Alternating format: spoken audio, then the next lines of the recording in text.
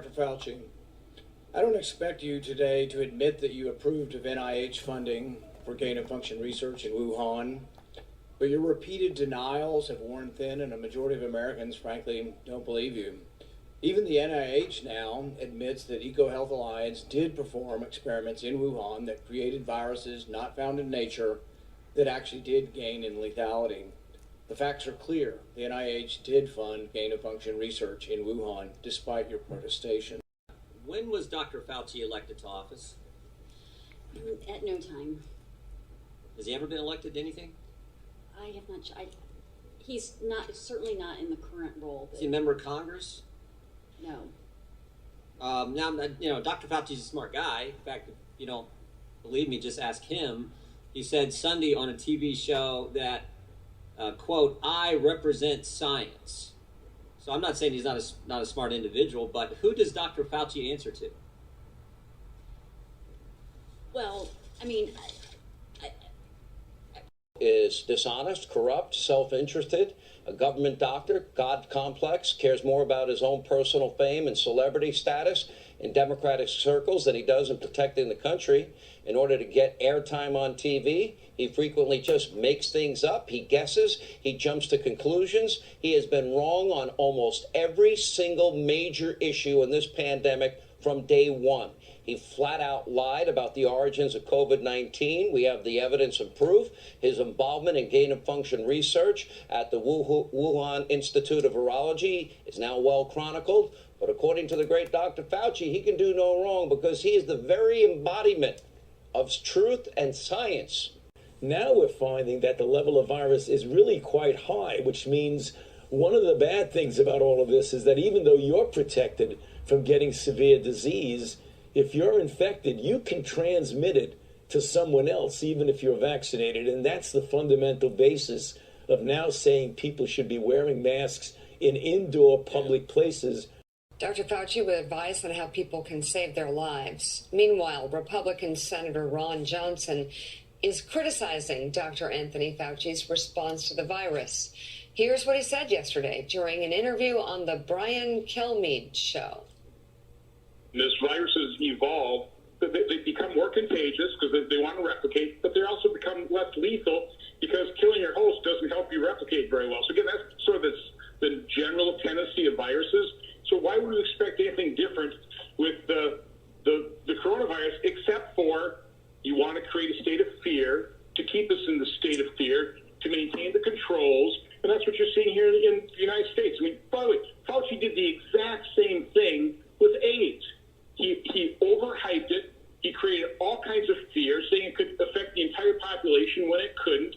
And he's using the exact same playbook for COVID, ignoring therapy, pushing a vaccine.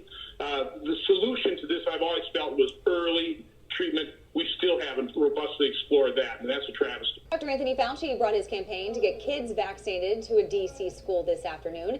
He was joined at Kimball Elementary School by a surprise guest, former President Barack Obama. Pandemic preparedness. And if there's one message that I want to leave with you today, based on my experience, and you'll see that in a moment, is that there is no question that there will be a challenge, the coming administration, in the arena of infectious diseases, both chronic infectious diseases in the sense of already ongoing disease, and we have certainly a large burden of that, but also there will be a surprise outbreak. And I hope by the end of my relatively short presentation, you will understand why history, the history of the last 32 years that I've been the director of NIAID, will tell the next administration that there's no doubt in anyone's mind that they will be faced with the challenges that their predecessors were faced with.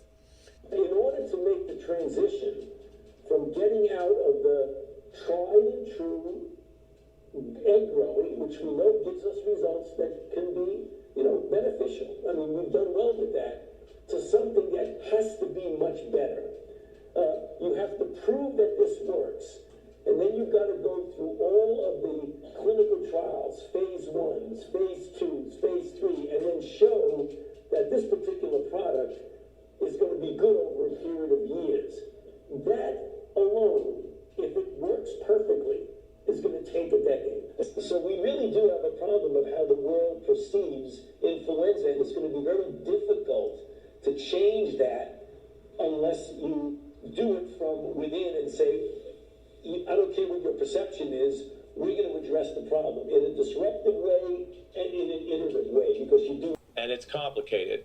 I did want to run by you, because we did this when you weren't here, so you might as well have the benefit to respond, that you, other medical experts, and the current president have given outcomes that have not come to fruition where we thought maybe we'd be farther along. We have some video. Take a look. I think he now is destructive. I think he is dishonest. He decided to unilaterally end Christmas.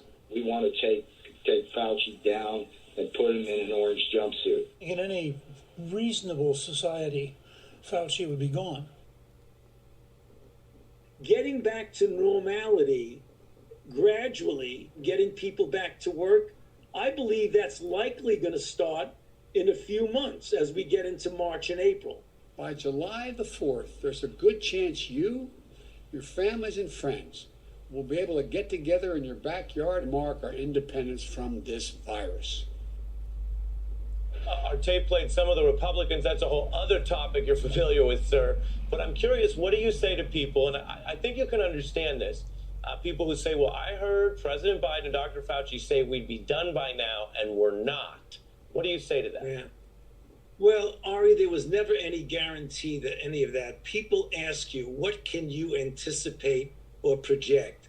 No one ever, I never certainly said we would definitely be. There's a lot of moving targets. Along came the Delta variant, and that threw everyone from a loop.